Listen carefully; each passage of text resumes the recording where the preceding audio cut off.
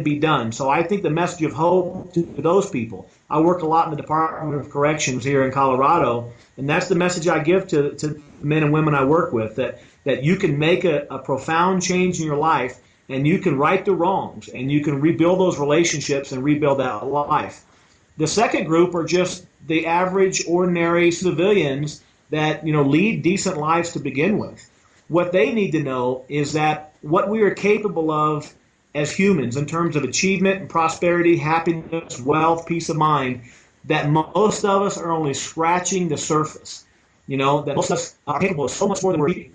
And that's the message that I like to share with people, that really, we can achieve the dreams of our youth. We can have all the amazing things in life, and we can have a lot more than the mediocre lives so many people have if we're willing to set out a plan and work towards achieving it. I went from being homeless, Phil, I was 39 years old when I got out of prison in 2003. I never owned a home in my life. Today I own a home in the mountains of Colorado and another home in Maui. Who would have ever thought that a guy like me could have that kind of, financial prosperity? I lived a life of being a liar and a thug and a cheat and a crook. And today I live my life and conduct our businesses, with character and honor and integrity. So, my transformation hasn't just been, a financial one. That's the small part of it.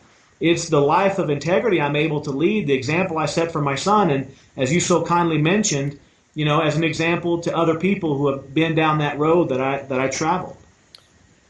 Especially today's youth are so susceptible to bad influences. What advice do you have for young people to keep them from making the same mistakes you did? Well, when I talk to young people like my son and my son's friends, the thing I tell them is that we live in a different time than when I was a kid. When I was a kid, you could make a mistake, get in a fight, and your dad might call the neighbor's dad, and it would be settled. These days, kids get in trouble and they get a record, and the police get involved, and there's judicial proceedings.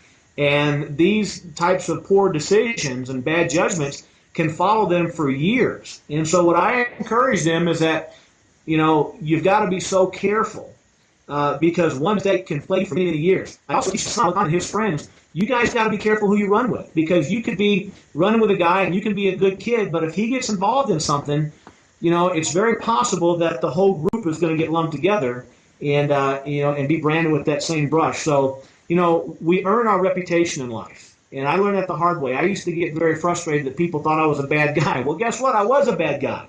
And when I became a good guy, people started thinking I was a good guy.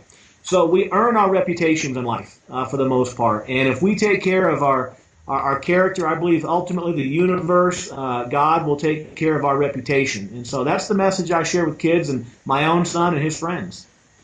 Excellent. Well, what kind of businesses are you involved in now?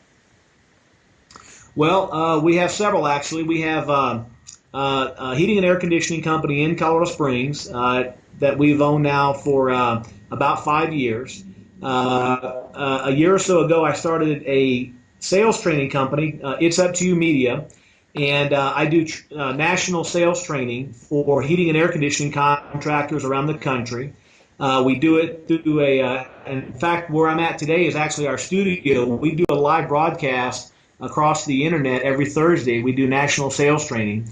Then, of course, I have the book, which we're aggressively promoting, and then I do public speaking as well, motivational, inspirational speaking, that kind of thing. So we stay pretty busy. We've got 3 or 4 different projects going on all the time. Great. Well, you obviously believe in paying it forward. What are you volunteering or serving in your community in some way like that?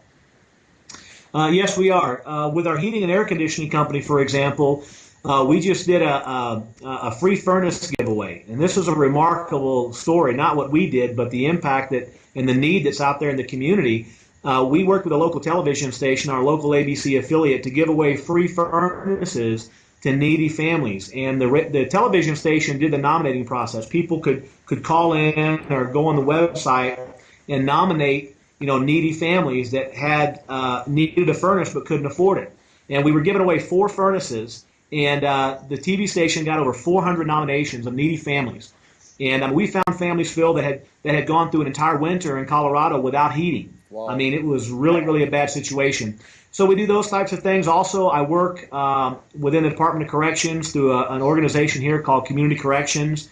About the last year and a half or so, I go in about once a month and I meet with a different group of men or women, usually in separate groups, and I share my story with them, of course, as inspiration and hope. But then I give them the tools that I use to transform my life. So we're involved in a lot of those different types of projects. We're trying to get involved now, ironically, with there's a program, 7 Habits on the Inside. That's taking the 7 habits of highly effective people inside the institutions, and we're working now to try to get involved with that with through the Stephen Covey organization. And so just anywhere we can get involved and make a contribution. I mean, that's what it's all about. Well, congratulations, Wally, on turning your life around. It's very inspiring. I know you'll touch a lot of lives, and thank you for spending some time with me today. Well, Phil, it's been a pleasure, and I appreciate you taking the time, and it's been a lot of fun. Look forward to seeing you again. Okay. Bye-bye. See you now.